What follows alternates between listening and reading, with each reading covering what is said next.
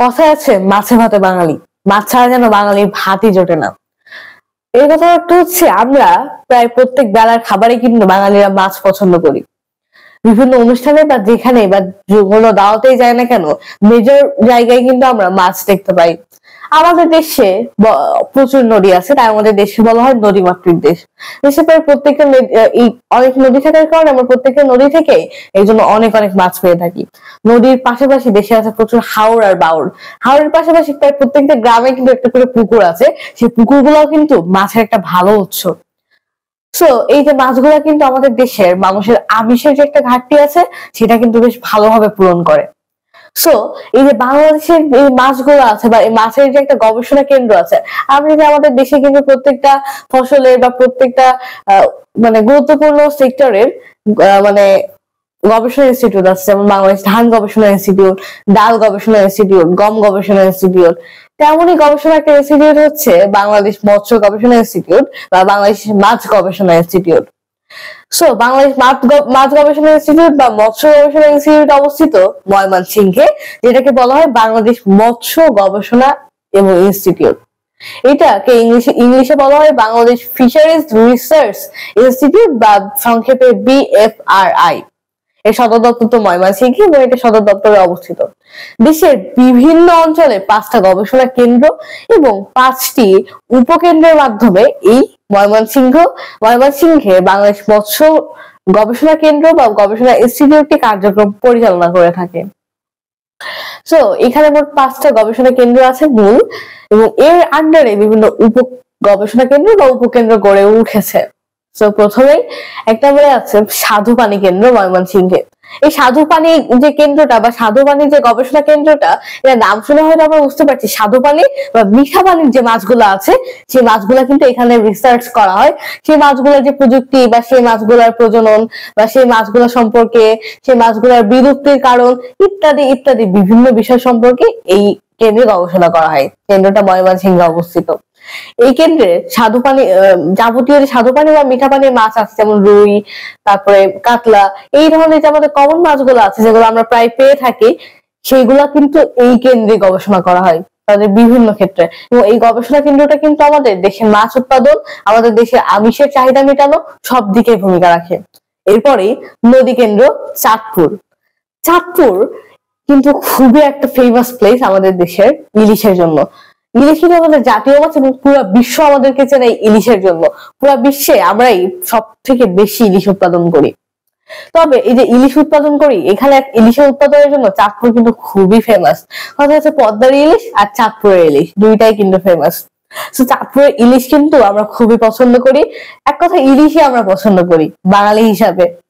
তো এই যে ইলিশ বা এই যে চাঁদপুরের ইলিশ, এই চাঁদপুরে আমরা জানি অনেকগুলো নদী আছে এবং চাঁদপুরে কিন্তু প্রায় 4টা নদীর একটা মোহনা অবস্থিত।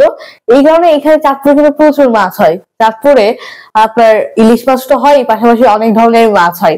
এখানে অনেকগুলো নদী আছে। এই নদীগুলোর কারণে এবং এই নদী যে গবেষণা কেন্দ্র বা সাপোজ মাছের জন্য একটা সুইটেবল প্লেস, একটা ভালো প্লেস হচ্ছে নদী। এই নদীতে অনেক মাছ থাকে, সেই নদীতে কিভাবে আরো উন্নত করা যায়, নদীর পরিবেশটাকে কিভাবে মাছের জন্য একটা পারফেক্ট প্লেস করা যায়, এক কথায় মাছ নিয়ে গবেষণা করা হয় স্বাদু পানির মাছ নিয়ে ময়মনসিংহে, আর নদী নিয়ে অর্থাৎ মাছ রাখার জায়গা নিয়ে বা মাছ রাখার প্লেস বা নদী নিয়ে গবেষণা করা হয় হচ্ছে চাঁদপুরে। সো নদী গবেষণা ইনস্টিটিউটের একটা সেন্টার হচ্ছে নদী কেন্দ্র, যেটা চাঁদপুরে অবস্থিত। এইটার মূল কাজ হচ্ছে নদীমাতৃক পরিবেশে মৎস্য গবেষণা করে এই চাঁদপুরের এই নদী কেন্দ্রটা। এরপর হচ্ছে লোনা পানি কেন্দ্র। লোনা পানি কেন্দ্র হচ্ছে খুলনাতে অবস্থিত। লোনা পানি কেন্দ্র নাম শুনে বুঝতে পারছি এখানে বিভিন্ন লোনা পানির মাছ বা সামুদ্রিক বিভিন্ন মাছ এখানে চাষ করা হয়। সামুদ্রিক মাছও না, বিভিন্ন লোনা পানির মাছ আছে। আমরা জানি খুলনার পাইকগাছা, এটা পাইকগাছাতে অবস্থিত, খুলনাতে অবস্থিত। এখানে চিংড়ি এবং লোনা পানির মাছ এই খুলনার এই জায়গাটাতে চাষ করা হয় বা এই সম্পর্কে গবেষণা করা হয়। সেই পাইকগাছাতে অবস্থিত হচ্ছে লোনা পানি কেন্দ্র বাংলাদেশ মৎস্য গবেষণা ইনস্টিটিউটের।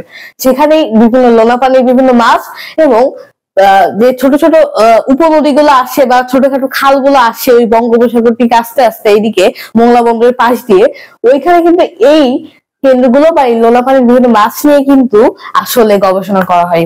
এরপরে সামুদ্রিক মৎস্য ও প্রযুক্তি কেন্দ্র কক্সবাজার। কক্সবাজার তো আমরা জানি সমুদ্রের নাম শুনলে আমাদের মনে আসে কক্সবাজারের কথা। কক্সবাজার হচ্ছে আমাদের দেশের সর্ববৃহৎ সমুদ্র সৈকত। তো আমরা এটা শিওর যে কক্সবাজারে অনেক অনেক মাছ পাওয়া যায়। কক্সবাজারে রাতে কিন্তু টুরিস্টরা মাছের বারবিকিউ সহ মাছের বিভিন্ন পদ উপভোগ করে থাকে।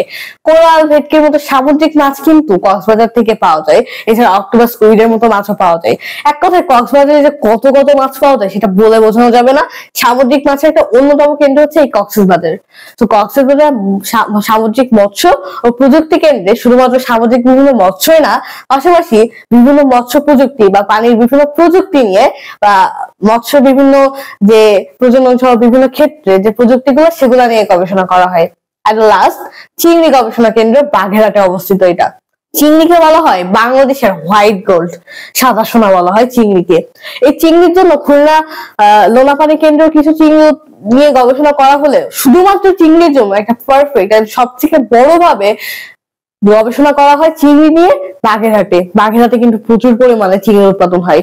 গলদা, বাগদা ইত্যাদি হচ্ছে চিংড়ির খুবই পরিচিত রূপ।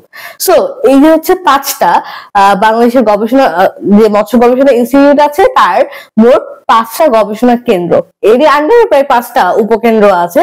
তবে আজকে 5টা কেন্দ্র নিয়ে কথা বললাম।